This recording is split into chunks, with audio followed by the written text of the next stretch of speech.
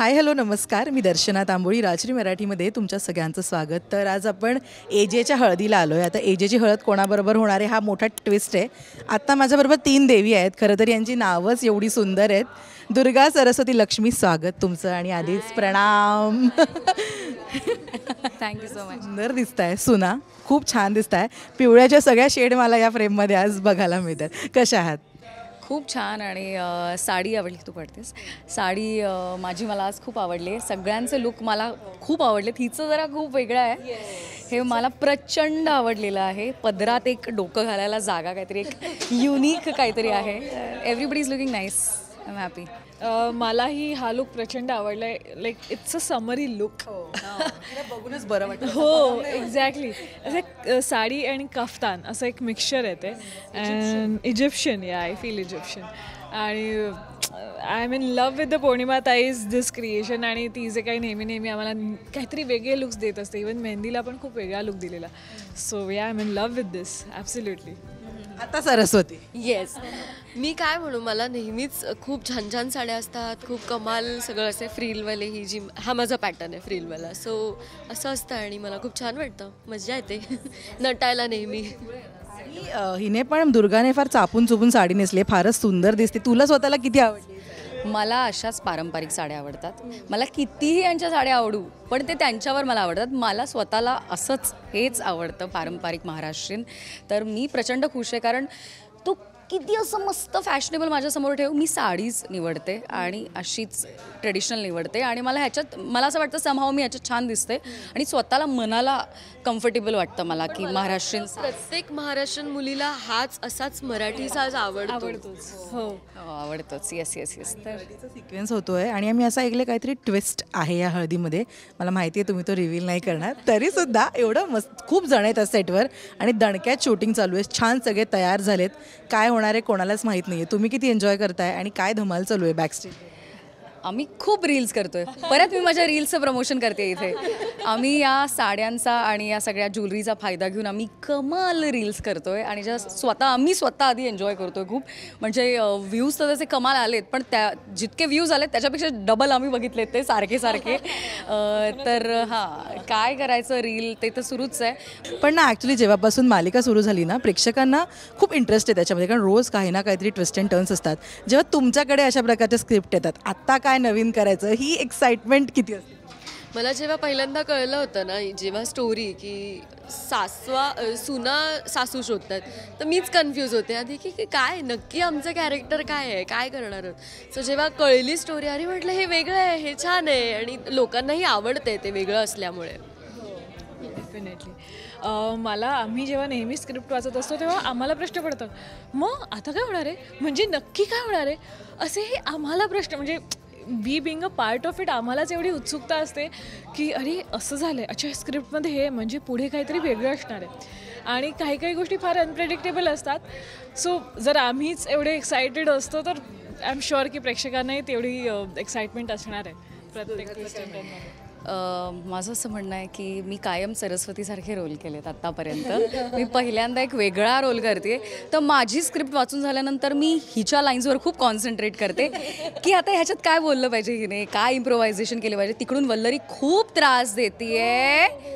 हां, खूप आम्ही एकमेकांना त्रास देतो, ठीक आहे. एनिवेज, पण हे जे आहे ना, हे ह्या जॉनरचं कॅरेक्टर, हे मी माझ्या आयुष्यात एवढं परफॉर्म केलं आहे की माझं झालं की मी आता हिने ह्याच्यामध्ये काय पंच घेतला पाहिजे, तर आम्ही हिच्या कॅरेक्टरवर एवढं डिस्कस करतो, कारण हा माझा कम्फर्ट झोन आहे. हा माझा आता होईल, पण हा माझा कम्फर्ट झोन असल्यामुळे I am always excited about Saraswati काय बोलणार आहे, सरस्वती सीनमध्ये काय करणार आहे, किंवा काय माती खाणार. इतकं डेंजर बोलते ना, काहीतरी वेगळं सुरू आहे, मी काहीतरी वेगळंच बोलते. मग दुर्गाला असं वाटतं की आणि मारू का. सर तुझं काय आपण जरा वल्लरीला थोडंसं बोलवूयात का इंटरव्ह्यूमध्ये? ती हळदीच्या ड्रेसमध्ये नाही, पण तिचं काहीतरी भलतंच चाललंय. म्हणजे प्रोटीन बार वगैरे खाते वाटतं ती. आणि ती तुला नाही दिलाय का हळदीचा ड्रेस? हिची हळद नाही आहे, तिची कुठे हळद आहे. नकोय ही, कशाला आहे. तुम्हाला श्वेता हवी आहे? म्हणते ना माझी बहीण श्वेता पण काही फार हुशार नाहीये, ती पण म्हणजे मला एवढी आवडलेली नाहीये, पण त्यातल्या त्यात चल आता माझ्या बहिणीला काही बोलायचं नाही, माझ्या बहिणीला काही बोलायचं नाही, मी खपवून घेणार नाही. ती पण नाहीये यार. तेच पण तू तिच्यापेक्षा बेटर आहे ती. इंटरव्ह्यू आहे आपला, नीट वागूया आपण. असेच वागवतात, मला कळलं ना कसं करताय. त्या छान रेडी झाल्यात, मी अशीच आहे. असं हेच वातावरण असतं सेटवर. खूप त्रास देतात तिघी मला, खूप छळतात. मी बिचारी एकटी आहे. चेहऱ्याचा फायदा घेऊन ही असं बोलते. ही प्रचंड डांबीस मुलगी आहे आणि ही जेवढा त्रास देते ना सगळ्यांना तेवढा कोणीच देत नसेल, पण हिच्या चेहऱ्याकडे बघून असं वाटत नाही. हा इनोसन्सचा ती फायदा घेते, बाकी काही नाही. अजिबात तुला वाटतं असं? मॅडम माझी बाजू घेशील तू? नाही असं काय. जेवढ्या गप्पा मला नंतर काय म्हणू आता. हो, आम्ही खूप मजा करतो, खूप एकमेकांना त्रास देतो. इंटरव्ह्यू मध्ये आम्ही येतो आणि ह्यांनी बोलवलं की नाही मला? ह्यांनी बोलवलं. मी बघत होते कसा इंटरव्ह्यू देताय, मी शिकवलं तसं बोलताय का. दिले की नाही, तिला स्पॉटने कॉफी दिली आहे तर गपचूप घेऊन तिकडे बसायचं की नाही, पण आम्ही इथे काय बोलतो हे ऐकण्यासाठी तिथून उठून ती इथे आली ना. पण या मला म्हणाला की वल्लरीचा डान्स परफॉर्मन्स आहे म्हणे. काय होणार आहे नेमकं वल्लरी? नाही नाही नाही काही नाचता असता येते तिला. वल्लरीला येतं नाचता. लीला कसं करते ते. हो, पण आहे असं एक काहीतरी डान्स परफॉर्मन्स आहे, ते आहेच. छान वाईट सगळे. ठीक आहे, सगळे. मस्त, तू कॉफीच एन्जॉय करावी असं मला वाटतं. Bye bye. पण तुमच्या तिघींचा कसा बॉन्ड झाला आता? कारण मी मगाशी बघितलं राकेश आणि तू फार छान गप्पा मारत आहे. रील्सच चाललं होतं वाटतं काहीतरी. आम्ही सीन्सच्या मध्ये आम्ही इतके हसतो आणि दिग्दर्शकाला एवढे त्रास देतो. ते बहीण भाऊ असतात ना डांबरट, की माझा फोन का घेतला, माझं हे का केलं, तर ते असे मारत असतात एकमेकांना, भांडणं करत असतात. राकेश येतो सकाळी माझ्या रूममध्ये, येतो सगळ्यात आधी आणि काहीतरी टेबलवर जे सापडेल ते माझ्या चेहऱ्याला लावणार. आज ते 3 असे तीट लावतात ना लहान बाळाला, तसं इथे लावून गेला मला. किंवा येऊन काहीतरी केस खराब करणे, किंवा पदर असं काहीतरी करणे, किंवा ज्वेलरी खराब करणे, असं काहीतरी तो मला करून जातो रोज. म्हणजे मी उभी आहे, बघवत नाही, शांतपणे बसले, मग तो मला मारून जातो, पाडतो. मी जर झोपली असेल तर तो मला असा सोफ्यावरून पूर्ण पाडून निघून जातो. किंवा माझी चप्पल जर ठेवली असेल तर ती माझ्या पोटावर मी झोपले तर ठेवून गेला. असं तो काहीतरी करत असतो. आणि आमचे असिस्टंट्स पण कमाल आहेत, हे ते सगळं शूट करतात आणि मग हे सगळं त्याला पाठवतात. मग आम्हीच बसून बघतो दिवसभर आणि आम्हाला काय त्रास दिला. या 3 सुनांचं, या 3 देवियांचं पडद्यावर तर आम्हाला माहिती आहे नेमकं काय चालू असतं. पडद्यामागे तुमचं नेमकं काय चालू असतं? ही मैत्री, ते रिलेशन कसं? काय सांगायचं, खूप छान. म्हणजे आम्ही खिदळत असतो, हसत असतो.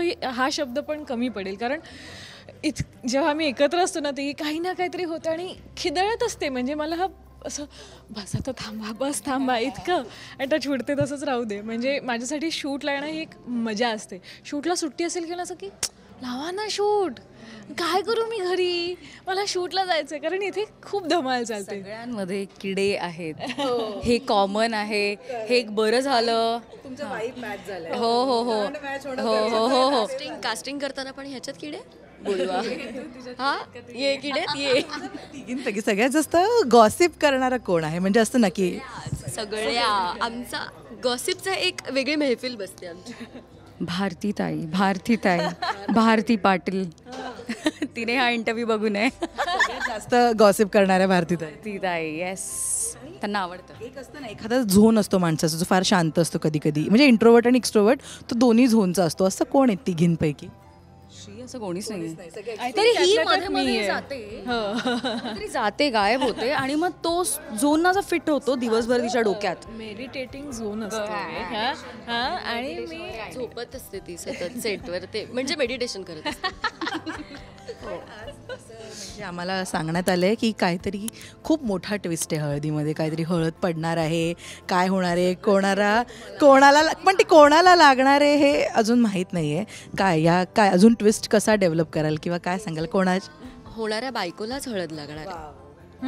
येस, कमाल उत्तर. एजंटच्या होणाऱ्या बायकोला हळद लागणार आहे, तर ती कोण आहे ते तुम्ही बघायचं रोज रात्री 10 वाजता फक्त झी मराठीवरती. संपवला इंटरव्ह्यू, संपवला. हळद आहे म्हणजे ऑब्व्हियसली लवकरात लवकर प्रेक्षकांना लग्न सोहळासुद्धा बघायला मिळेल, आधी इंटरव्ह्यूच्या माध्यमातून आणि नंतर टेलिव्हिजनवर. एजेच्या 3 सुना कसं इन्व्हाइट करतील आज प्रेक्षकांना लग्नासाठी? तुम्ही मालिका सुरू व्हायच्या आधीपासून ऐकताय की आम्ही इतिहास घडवणार, स्वतःसाठी सासू शोधणार, तो क्षण आलाय आता फायनली, त्याची सगळे वाट बघतायत. तर हा खूप मोठा क्षण असणार आणि लग्न धमाल मोठं असणार आहे. तर तुम्ही ज्याच्यासाठी ही मालिका तयार झाली आहे तो क्षण बघण्यासाठी नक्की नक्की या. येस. थँक्यू सो मच आणि ऑल द बेस्ट. सुंदर दिसताय ती, मज्जा करा. थँक्यू. दर्शना, थँक्यू राजश्री मराठी.